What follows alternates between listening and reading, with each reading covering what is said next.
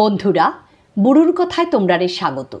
আজকে বুড়ুর কথার আলোচ্য বিষয় গণেশ চতুর্থী। হিন্দু ধর্মের সর্বাধিক পরিচিত ও পূজিত দেবতা শিব ও পার্বতীর পুত্র গণেশ। তিনি গণপতি, বিঘ্নেশ্বর, সিদ্ধিবিনায়ক, গজপতি, একদন্ত, বক্রতুণ্ডা ইত্যাদি নামেও পরিচিত। হিন্দুরা বিশ্বাস করেন গণেশ চতুর্থীতে গণেশ তাঁর ভক্তদের মনোবাঞ্ছা পূর্ণ করতে মর্তে অবতীর্ণ হন। কিন্তু কেন এই গণেশ চতুর্থী পালন করা হয়?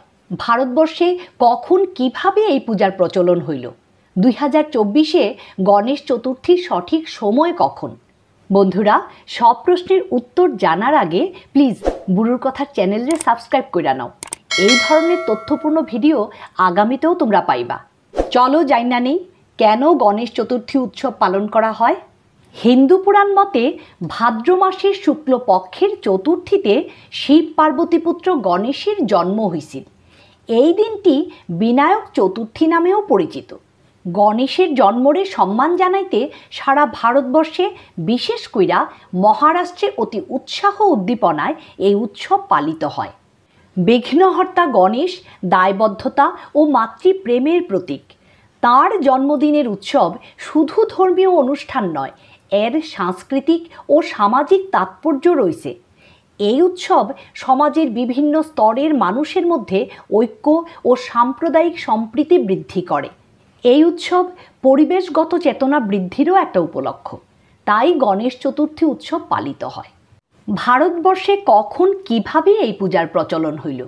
ভগবান গণেশ বিঘ্ন নাশকারী, শিল্প ও বিজ্ঞানের পৃষ্ঠপোষক এবং বুদ্ধি ও জ্ঞানের দেবতারূপে পূজিত। অক্ষর জ্ঞানের দেবতারূপে লেখার শুরুতে গণেশের আহ্বান করা হয়। ঋগ্বেদে প্রথম গণপতির উল্লেখ মেলে। এতে তাঁরে বৃহস্পতি বা বাচস্পতি নামেও ডাকা হয়েছে। অন্য মতে গণেশ সম্পূর্ণ অনার্য দেবতা, পরে যাঁর আর্যীকরণ ঘটে। খ্রিস্টীয় দ্বিতীয় শতকে গণেশের প্রথম মূর্তি নির্মিত হয়েছিল শ্রীলঙ্কায়। খ্রিস্টীয় ষষ্ঠ শতকে ভারতের বিভিন্ন অঞ্চলে গণেশের মূর্তি নির্মাণ শুরু হয়। মার্গসঙ্গীত ও শাস্ত্রীয় নৃত্যে, বিশেষত ভারতনাট্যমের সূচনায় গণেশ বন্দনার প্রথা প্রচলিত। তবে ভারতবর্ষে গণেশ চতুর্থীর ঐতিহাসিক তাৎপর্য আছে। 17 শতকে মারাঠা সাম্রাজ্যের ছত্রপতি শিবাজী মহারাজ তার প্রজাদের মধ্যে জাতীয়তাবাদ এবং ঐক্যের জন্য গণেশ চতুর্থী উদযাপন শুরু করেন। পরবর্তীকালে 1893 সালে লোকমান্য বালগঙ্গাধর তিলক ব্রিটিশ ঔপনিবেশিক শাসনের বিরুদ্ধে জনগণকে একত্রিত করার উদ্দেশ্যে এই উৎসবকে মহারাষ্ট্রের জাতীয় উৎসবে পরিণত করেন। তিনি প্রথম বারোয়ারি মণ্ডপে প্রতিমা স্থাপন কইরা 10 দিন পর বিসর্জনের প্রথা চালু করেন। মহারাষ্ট্র ছাড়াও এই উৎসব কর্ণাটক, গুজরাট, উড়িষ্যা, উত্তরপ্রদেশ, গোয়া এবং তেলেঙ্গানায় অতি উৎসাহের সঙ্গে পালিত হয়। বাংলায়ও ভগবান গণেশ অত্যন্ত জনপ্রিয় দেবতা। পয়লা বৈশাখের দিন সমস্ত ব্যবসায়িক প্রতিষ্ঠানে গণেশ পূজা হয়। দুর্গাপূজায় গণেশ বিশেষভাবে পূজিত হয়।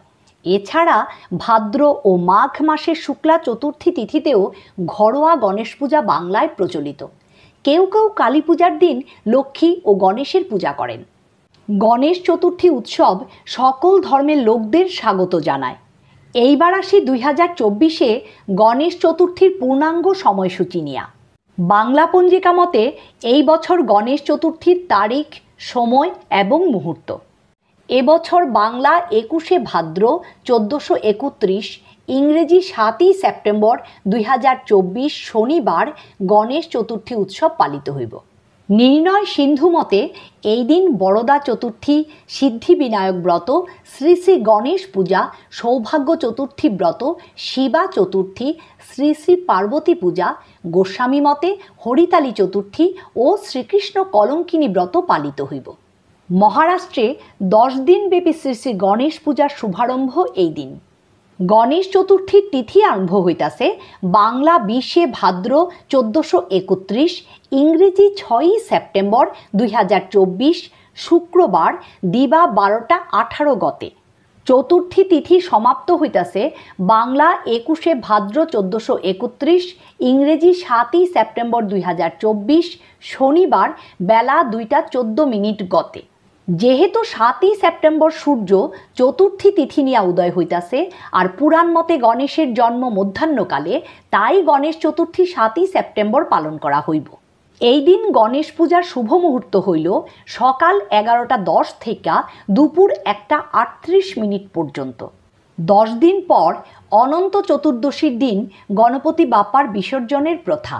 এই বছর অনন্ত চতুর্দশী পড়ছে ইংরেজি 17ই সেপ্টেম্বর 2024 এবং বাংলা 31শে ভাদ্র 1431 মঙ্গলবার। গণপতি বাপ্পার বিসর্জনের সময় হইল মঙ্গলবার দিবা 11টা 5 মধ্যে। বন্ধুরা, আজকের মতো বুড়ুর কথা এইখানেই শেষ করতাছি। বুড়ুর কথার পরবর্তী পর্বে থাকব গণেশ চতুর্থীতে কেন নষ্টচন্দ্র দেখা নিষেধ, গণেশের পূজায় কোন কোন ফুল অর্পণে কী ফল লাভ করা যায় ইত্যাদি ইত্যাদি। বুড়ুর কথা ভালো লাগলে একটা লাইক কমেন্ট করো। নতুন বন্ধুরা আমার চ্যানেলটারে সাবস্ক্রাইব করতে ভুললো না প্লিজ। ধন্যবাদ।